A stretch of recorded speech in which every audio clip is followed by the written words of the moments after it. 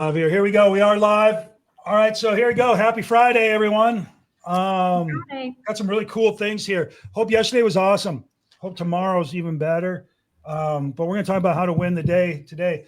And today we have Amanda Farmer going to join us. She Hello. says, "Hey, Amanda." Hey. And here's the thing: Amanda's in Orange Beach, Gulf Shores, and then the edge of Florida, Perdido Key. Is that fair to say? And Pensacola. In Pensacola Beach? Okay, Pensacola. Okay, very good, very good. And you're with Exit Realty? Exit Realty Landmark in Foley, Alabama. Qualifying broker for Florida, associate broker there. All right, nice, nice. So here, I'm going to tell you guys a little story about Amanda. I met Amanda 2 years ago, roughly, when we called.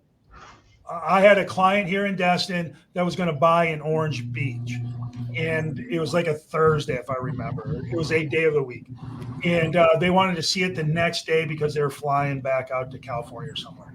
So I didn't have my license in Alabama at that time. So I called the Keller Williams office in Orange Beach, or I looked it up. I called and looked up the bigger agents. Who are the agents that are going to know what's going on in Orange Beach that could help me out?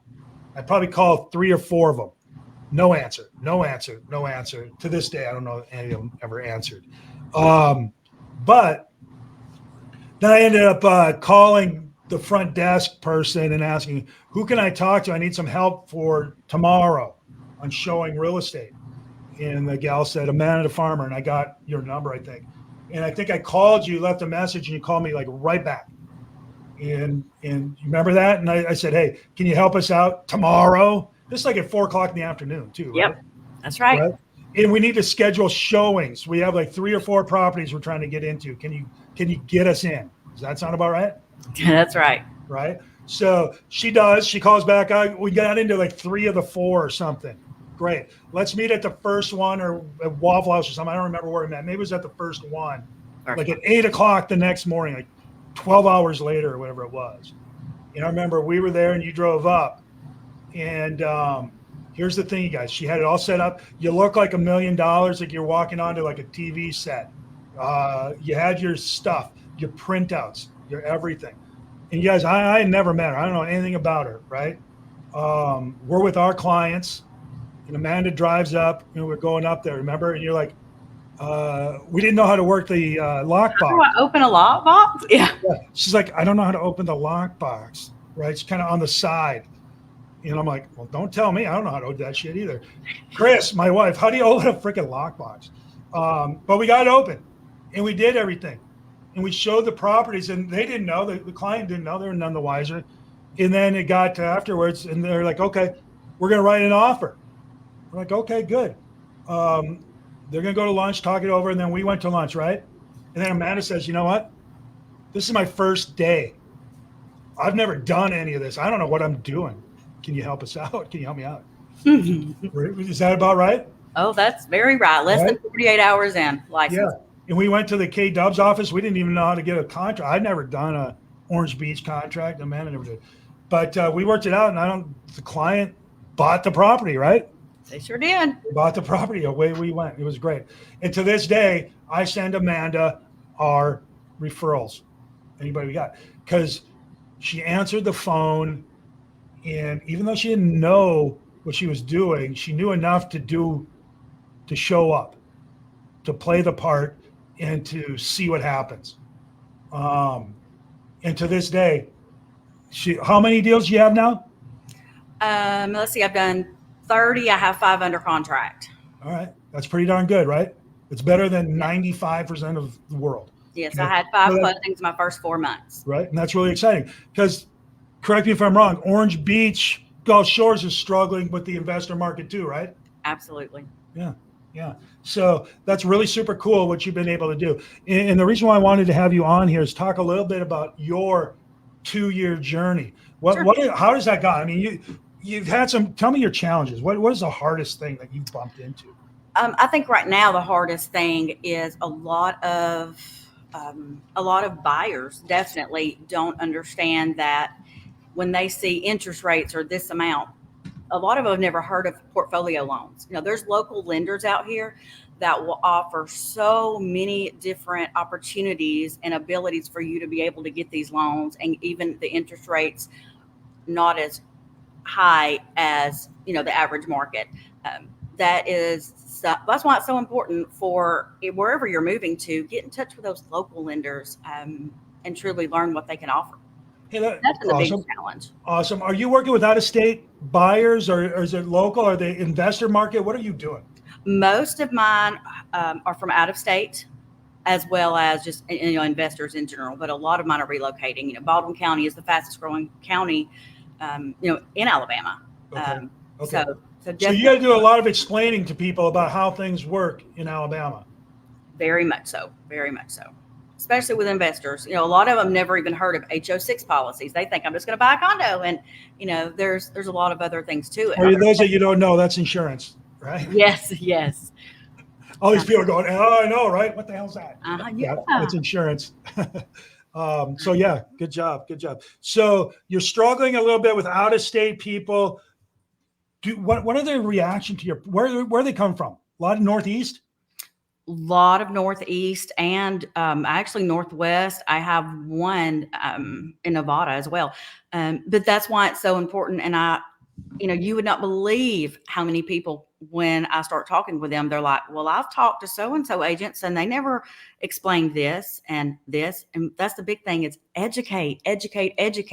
Not only your clients, but yourself. I mean, just in this last few months, I've gotten my resort property specialist, and I just finished my buyer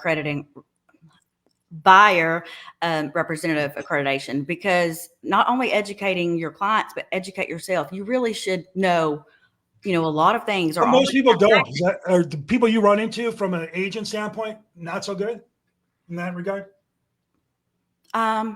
Is it hard too? Is it hard to learn? It's not hard. It just takes time. And it's all about priorities. There's two things in life that are super important. You have money or you have time, and money is time. Yeah. We preach on here all the time, right? Lead gen, we got that part figured out. Preview, and then study the market, and follow up. Yep. So that's really cool. And you've been able to do it. Obviously, you sound like you know what you're doing, because you do. That's really cool. Jeff, you got any questions, or anyone else for that matter have any questions? Well, how did you go about, I'll just ask the question, Jeff, you're muted. How did you go about that process of beginning to chunk down that learning? So many new agents will spend all their time learning no acting. I mean, you are engaging right off the bat. How did you balance that? I think that's an important question that newer agents need to hear. Yes, very, very much so. So probably the first 6 months, I truly wanted to learn the law, like truly know my contracts in and out. So I didn't really push towards the accreditations. But because of where we live, to me, if I'm looking at a physician, do I want to go to a physician, especially a cardiologist that has XYZ credentials, or yes, I graduated 30 years ago and that's it? No, I want to show, and I feel like, sadly, this, people do look at labels. And so when I would actually time block at least 2 hours a day for taking these courses.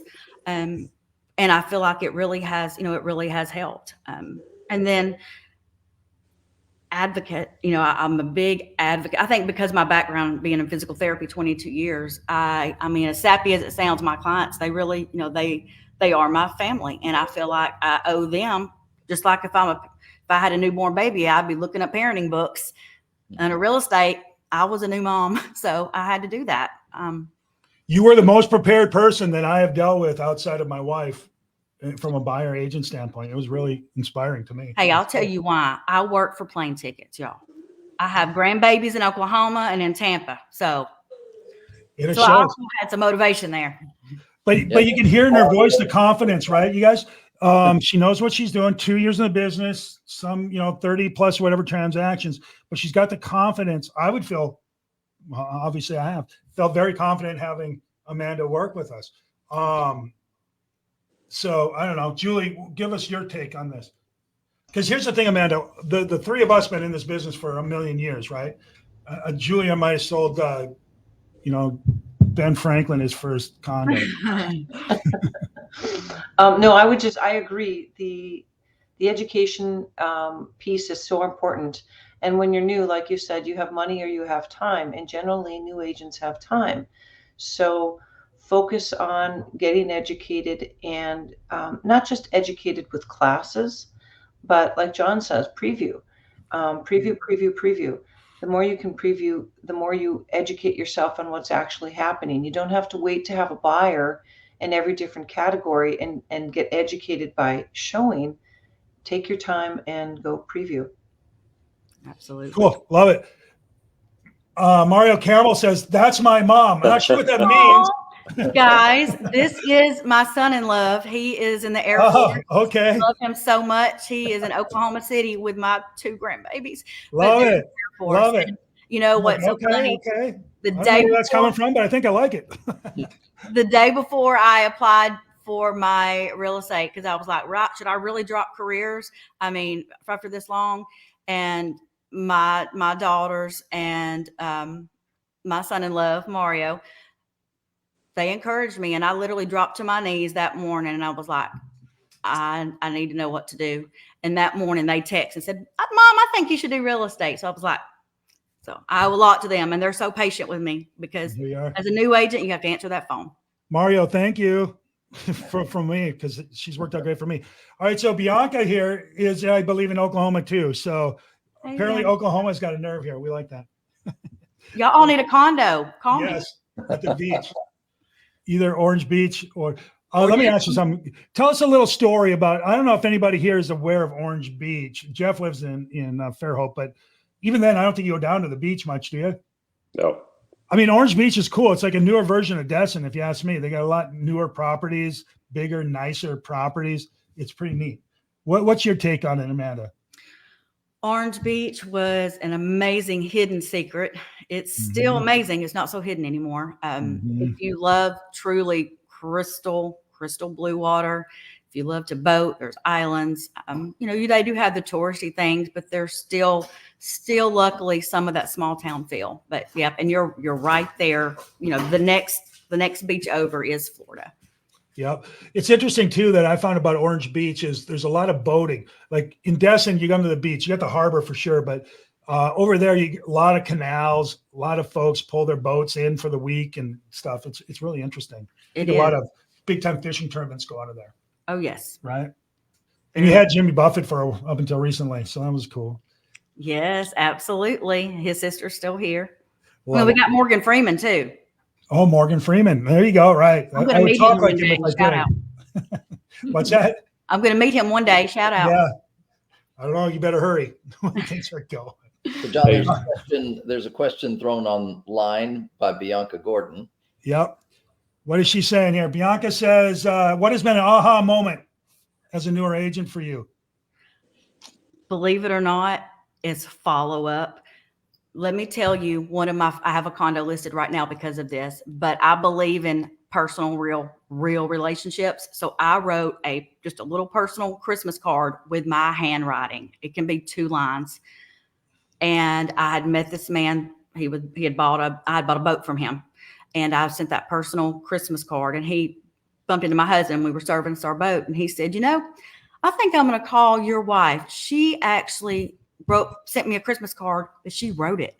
And then every 2 months, I don't care if I'm just how's the kids. I don't even mention real estate, but as a new aha, I'm telling you that follow up, it gives you chills. It's amazing because it really does. They have to remember you.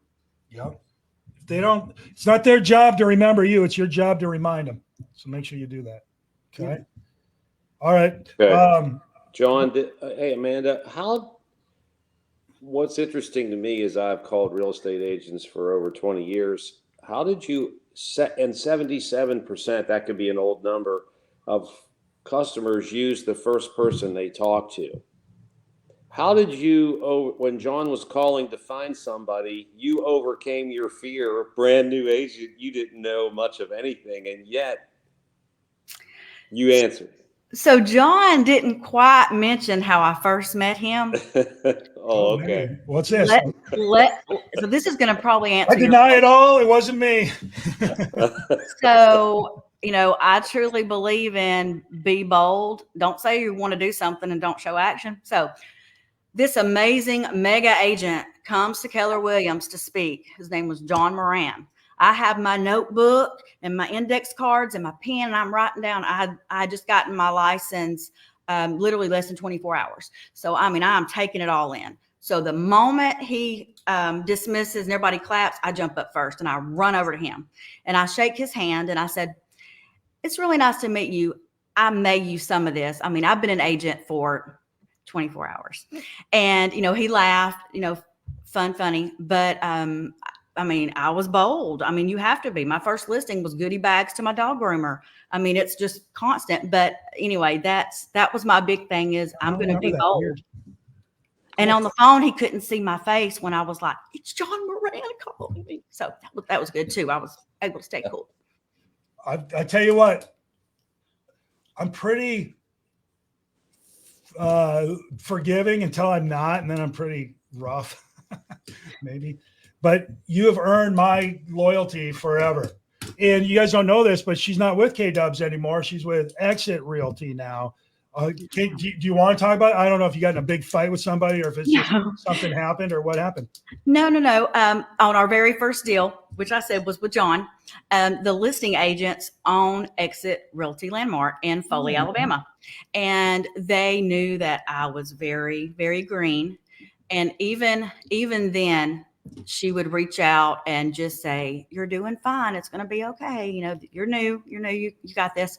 And through the years, with my daughters having babies, whatever, she would call and check in, rarely even mentioned real estate. So I learned. So this was the follow-up you talked about? Yeah. But I learned they're real, and it's a small family feel. Keller Williams as a company, I love it. I will always love it. But it's just, there's only 20 something agents, and I like that one-on-one touch. Yeah. I see my broker every single day in the office. Fair enough. Julie, who are you with? HomeSmart. HomeSmart. That's right. Yeah. HomeSmart started here in Arizona in 2000, and now they're in every state in the union. And there are about 7,200 agents in the Phoenix metro area. And the office that I manage has about 900 agents. Nice. Wow. Okay. Yeah. So, but I do hear that. I like the personal touch. And, with HomeSmart, we do have people in the office every day, but I hear what Amanda's saying, that you don't always feel as, it's not the same people every day.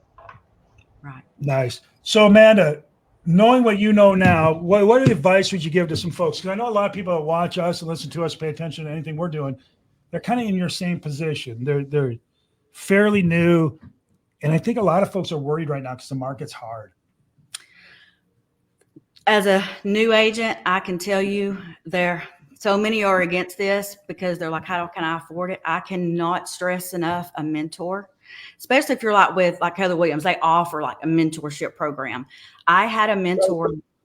Oh, okay. Yeah. I had a mentor, and I'll just say Aspen's, she's with Marmac now. She is amazing. That girl would answer her phone for me sometimes 10, 11 at night.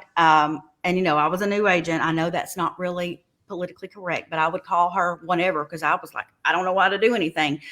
But she would take her time and she would educate and she would explain and show proof, objective measurements. If she's telling me to do X, Y, Z, she would send me an article, whatever. But I can't get that valuable time back. I know my stuff. And it is because I took the time and I spent the money on a mentor. That is probably my number one thing, because you don't know what you don't know. Very good. I had a coach from the day one. I've never not had a coach in real estate. Well, I guess right now I do. I'm in a transition, but yeah, total. You got to find somebody who knows more about what you're doing than you do. It's a lot faster. Hire a guide. People do it when they go mountain climbing. They do it with religion and their priests. They do it with their accounting. They do it with everyone. You should, if you can pull it together, and you should. It's an investment, not an expense. Agreed. Well, I would add, John. Go ahead, Mark. I was just going to say it's an important mindset because, in Florida, 18 years old, GED, pass a course at a D+ level, and you too can become a realtor. And I don't need coaching. Come on. Agreed. Agreed. And you're not being a true advocate for your client. You're not, because you don't even know anything Yeah, much. absolutely true. What do you got, Julie?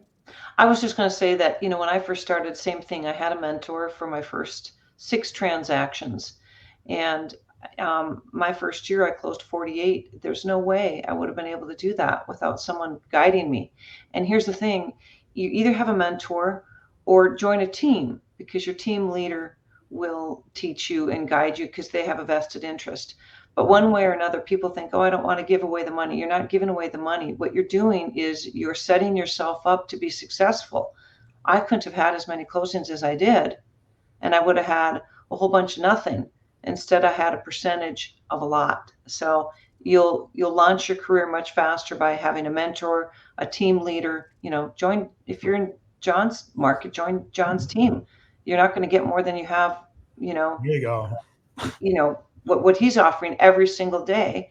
And whether he's having a little shit fit on the camera Easy. No. I'm offended. he's always helping. And here's the thing, about John, he's real. He's not, Absolutely. and you will learn from him one way or another. So I just recommend a mentor, joining a team, something. Don't try to do it on your own. You'll just go slow. Coach. So let me just say a little something I have a about this. coach too, just same as you, Mark. I've had a coach since 1999. Yeah. Wow. You're silly if you don't. So let me just say a little something about this team thing. Not all teams, not all brokerages are created equal. Not all No. coaches are created equal. All right.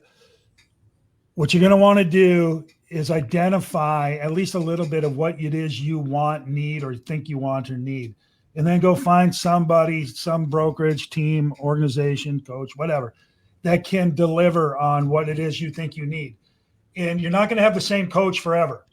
I got a new coach every 2 years for most of my 20-year career, because you learn what you need and then you move on to the next level.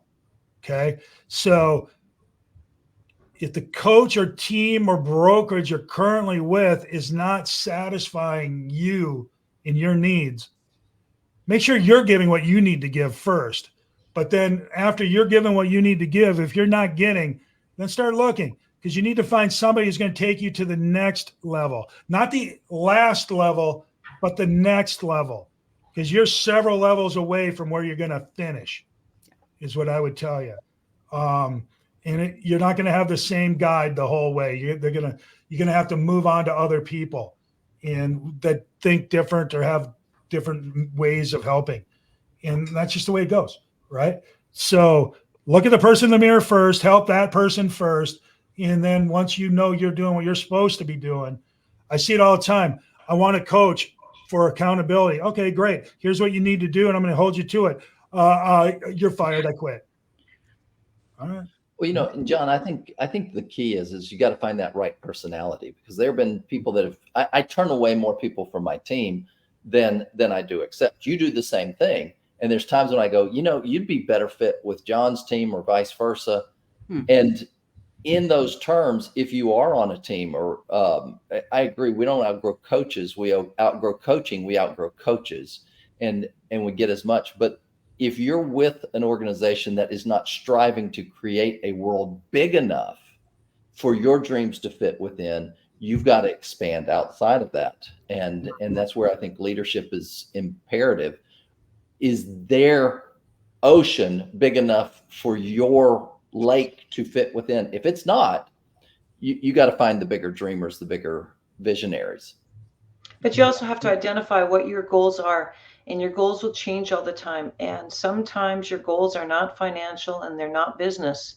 If you are unhealthy or you have a bad relationship, you need coaches in different circles, or you need a coach that is more skilled, more knowledgeable than you are in whatever circle you're trying to grow. Because if you think of it like a car and you have 4 tires, there's, different areas of your life, and financial business is one area. If you are completely unhealthy, you have a flat tire, that car's not going to go. So you've got to figure out, first of all, what your goals are, because you can't reach a goal that you don't identify. You got to figure out what it is very specifically, and then find somebody who knows more than you do in that area to help you. Yeah, might be a couple somebodies. Okay, so there you go. That's it. We've got 25 minutes. The theory here is we want to win the day. I hope some of this information helps you win the day, helps you win the week, your career for that matter. So Amanda, super smoking great that you were here. Love it, love it, love it. Thank you. Thank you for having me. Follow up with other agents. That's why I have this amazing man right here as my mentor for life. There you go. All right, let's go to work, people. Friday. Wait. End the week on and up. Create a goal for the day that you can achieve. Hard enough that it matters, but not so easy that you don't need to try. And then go achieve that goal. It'll let you go home feeling good about the week. Let you go into next week feeling good about next week, and let you be a better husband, wife, son, daughter, whatever to your people. All right, go do it. Here we go. Game on. Bye-bye.